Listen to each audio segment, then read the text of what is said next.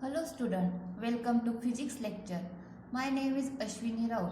Today we are going to start part 3 of chapter 2 is law of parallelogram of vectors.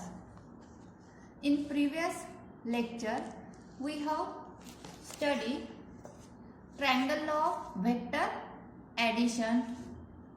In this lecture we have studied the law of parallelogram of vector. This law is stated as the another geometrical method of adding two vector is called parallelogram law of vector addition, which is stated as follows. If two vector of same type,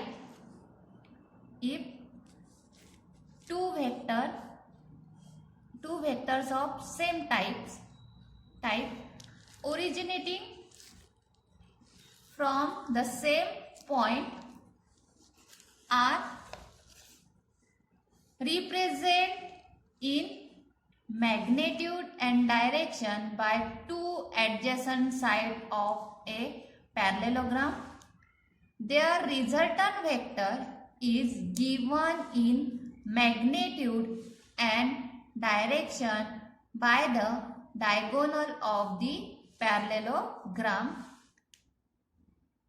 starting from the same point as shown in figure.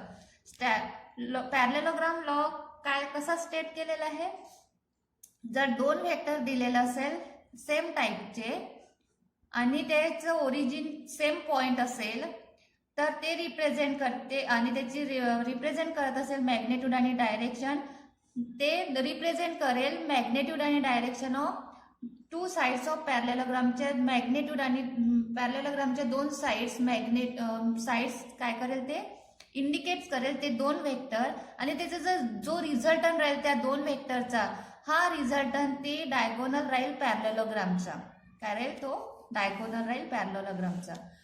From the as shown in figure हे बघा to vector घेतलेले आहे.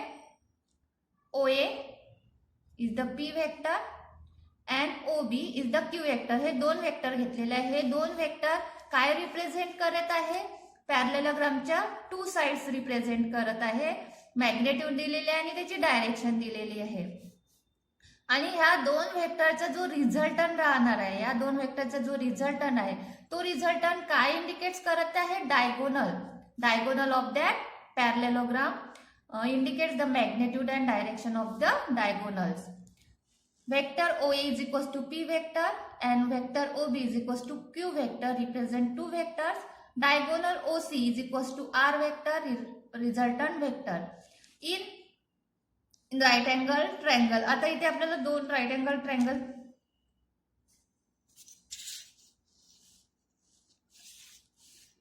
Represent two vector originating from, हे दोन vector कुठून originate होत आहे, same point मधून ओरिजिनेट होत आहे O and incline to each other at angle theta, आणि हे दोन वेक्टर इन्क्लाइन होत आहे अँगल थीटा मध्ये. If we complete the parallelogram then according to this law the diagonal OC is equals to R. आपण law बघितला आहे, याचा डायगोनल म्हणजे काय, त्याचा रिझल्टंट वेक्टर आहे. To find the magnitude of R, आपल्याला आता मॅग्नेट्यूड काढायची आहे R ची, तर काय करायचं आहे, draw perpendicular to from C. आपल्याला याची मॅग्नेट्यूड किती आहे, म्हणजे जो रिझल्टंट वेक्टर आहे R त्याची मॅग्नेट्यूड काढायचं आहे. तर काय करायचं आहे, पॉइंट C पासून आपण काय केलेलं आहे, परपेंडिक्युलर काढलेला आहे OA वरती आणि तो रीच होत आहे OA वरती, एक्सटेंड केलेला आहे OA ला आणि तो मीट होत आहे D पॉइंटला.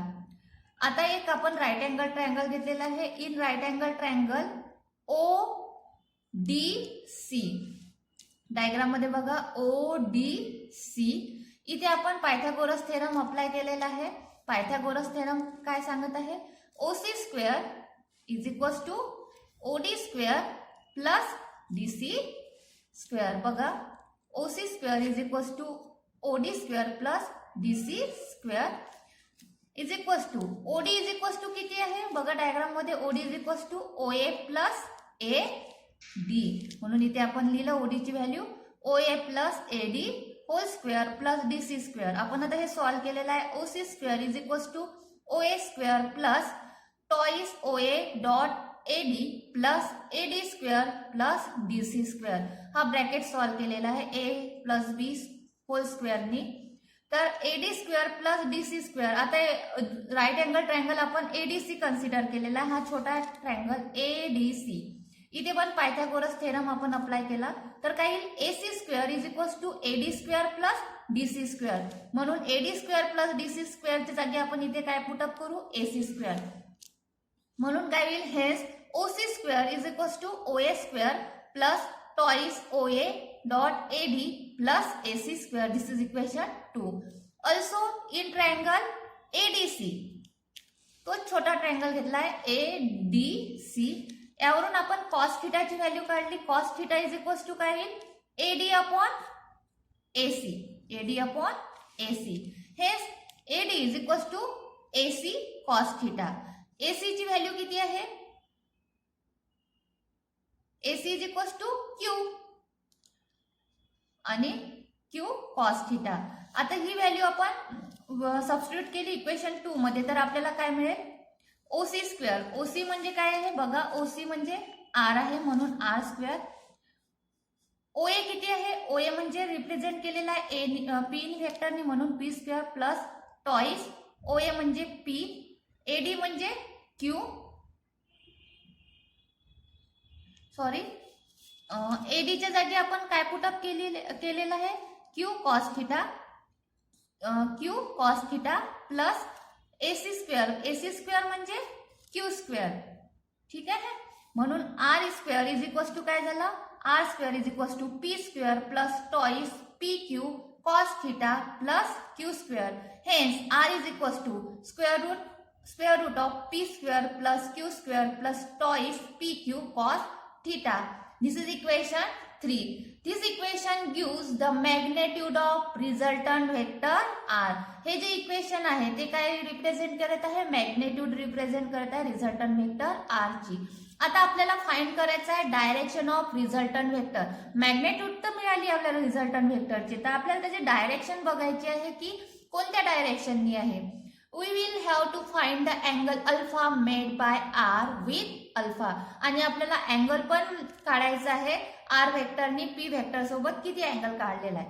आता आपण कन्सिडर केलेला आहे इन ट्रायंगल ODC. बघा डायग्राम मध्ये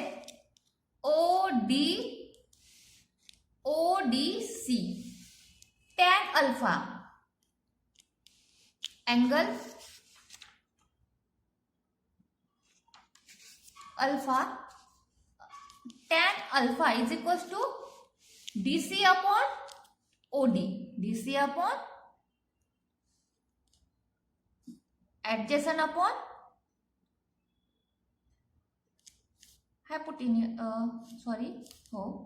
DC adjacent upon opposite.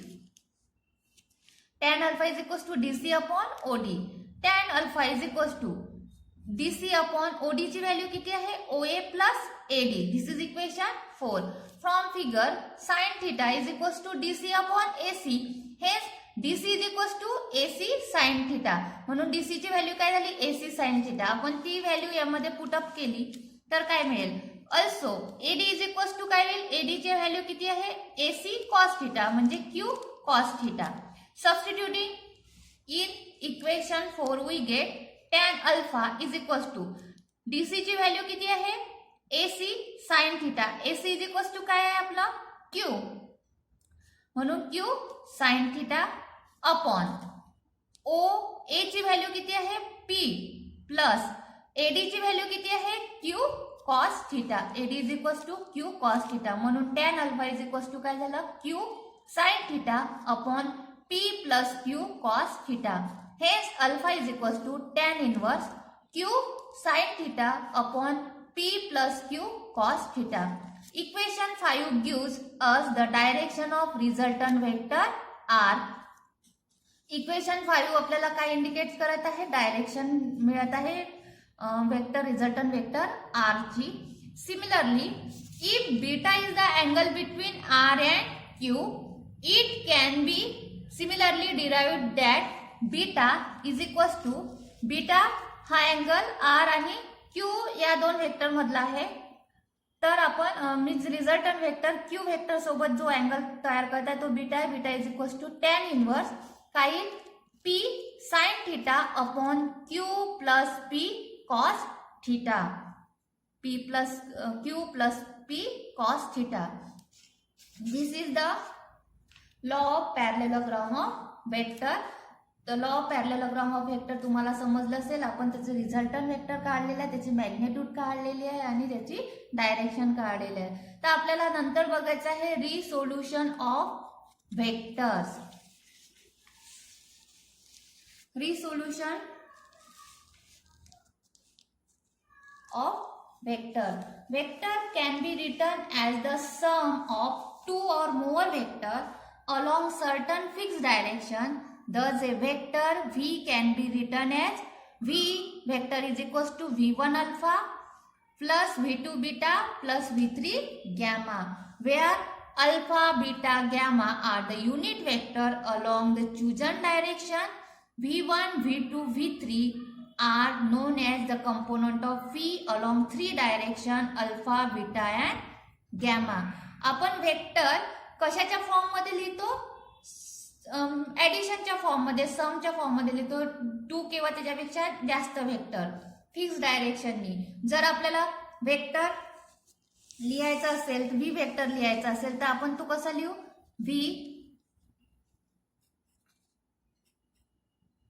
V vector is equals to v1 alpha plus v2 beta plus v3 gamma. इथे अल्फा, बीटा, गॅमा काय युनिट वेक्टर्स आहे along the direction. v1, v2 and v3 हे non vectors component आहे V वेक्टरचे three डायरेक्शननी. The process of, आता आपल्याला बघायचे रिसोल्युशन ऑफ वेक्टर्स म्हणजे काय. The process of splitting of given vector into its component is called resolution of the vector. Process कशाची प्रोसेस आहे? स्प्लिटिंग. कशाचं स्प्लिटिंग आहे? जे दिलेलं वेक्टर आहे ते वेक्टरचा त्यांच्या कंपोनंट मध्ये जे स्प्लिटिंग होते त्या प्रोसेसला म्हणतात रिसोल्युशन ऑफ वेक्टर. आता आपल्याला बघायचं आहे the component can be found along the direction at an required angle. आता आपल्याला बघायचं आहे रेक्टँग्युलर कंपोनंट्स म्हणजे काय.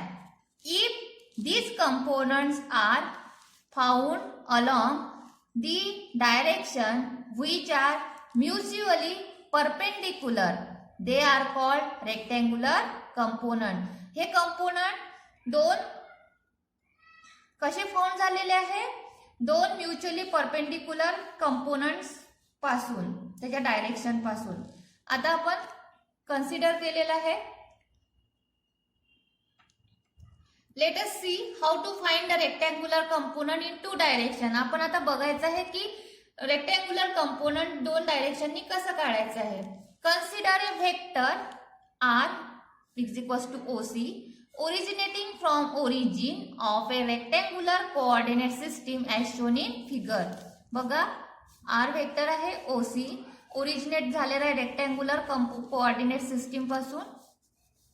डायग्राम मध्ये दाखवल्याप्रमाणे as shown in figure. OA is equals to RX vector and OB is equals to RY vector.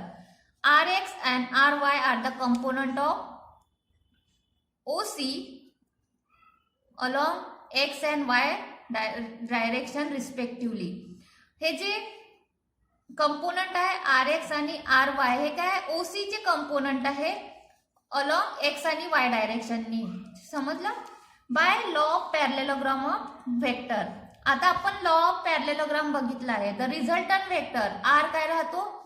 Addition of this two component. R is equals to RX प्लस RY. This is equation 1. R is equals to RXI plus RYJ. I and J is the unit vector along x-axis and y-axis. Let theta be the angle made by R with X axis. आता theta काय आहे, angle made झालेला आहे R वेक्टरनी x ऍक्सिसची. आपण याच्यावरून cos थिटाची value काढू. Cos theta is equals to R X upon R and sine theta is equals to R Y upon R. हेच R X is equals to R cos theta, this is equation 3.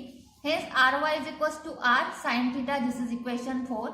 Squaring and adding equation 3 and 4 we get r square cos square theta plus r square sin square theta is equals to rx square plus ry square. Hence r square is equals to rx square plus ry square or r is equals to square root of rx square plus ry square. This is equation 5. This equation 5 gives the magnitude of r. To find the direction of r from figure. आता आपण काढले magnitude R वेक्टरची. आता आपल्याला पाहिजे त्याची direction. तर direction काढण्यासाठी काय करू, tan theta is equals to काय, डायग्राम वरून tan theta is equals to R Y upon R X. Hence theta is equals to tan inverse R Y upon R X. This is equation number 6. Similarly if R X, R Y and R Z, Rx, Ry, Rz are the rectangular component of R along x, y and z axis of rectangular Cartesian coordinate system in 3 dimensions, then R is equals to Rx plus Ry plus Rz is equals to Rxi plus Ryz plus Rzk is equals to R is equals to square root of Rx square plus Ry square plus Rz square. जर 3 vector दिलेले असेल, 3 rectangular component असेल R चे X Y आणि Z डायरेक्शननी, तर त्याचं काय राहील, त्याची रिझल्टंट आर काय राहील, square root of Rx square plus Ry square plus Rz square. If two vectors are equal, it means that their corresponding component are also equal and vice versa. जर दोन वेक्टर इक्वल असेल तर त्याचे corresponding component पण काय राहील, equal राहील. Vice वर्सा म्हणजे जर त्याचे करस्पॉन्डिंग कंपोनंट इक्वल असेल याचाच अर्थ की ते दोन वेक्टर काय राहील, इक्वल राहील. This is all about this topic. Thank you for watching this video. In next video we have studied the multiplication of vectors. Thank you. Bye bye.